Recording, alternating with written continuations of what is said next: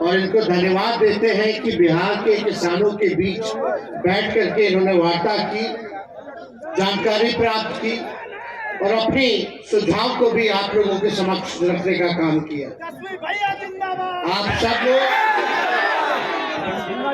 आप सब लोगों से हम कहना चाहते हैं कि मेरा मानना है कि जो अन्नदाता है, गर्मी में, सर्दी में, बारिश में, दिन भर खेत में लग करके मेहनत करके खून पसीने से हम सबों के थाली में 3-4 वक्त का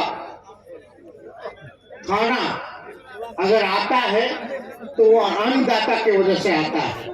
तो अगर देश में किसी का भी सबसे ज्यादा औहदा अगर होना चाहिए तो वो किसान भाइयों का औहदा होना चाहिए, हमारे अन्नदाताओं का होना चाहिए, जो हमारा पेट भरने का काम करता है।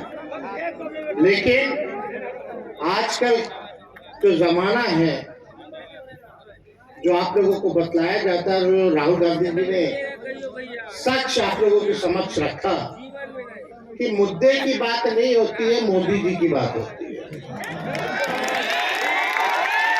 मुद्दे की बात होनी चाहिए, किसानों की बात होनी चाहिए।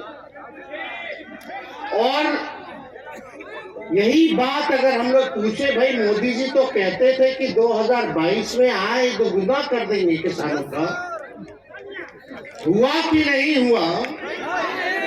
ये तो बात सामने आई गई है कि आय दुगुना तो छोड़िए, गरीब गरीब होता चला गया, अमीर अमीर होता चला गया। ये सच्चाई है, ये बिहार की तो सच्चाई है ही, लेकिन देश की भी सच्चाई।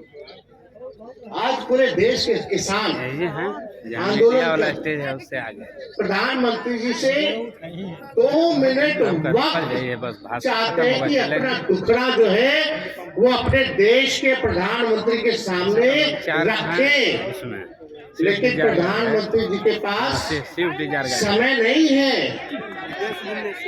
वो प्रियंका चोपड़ा से जरूर मिलेंगे, लेकिन हमारे किसान भाइयों से नहीं मिलेंगे। देखिए,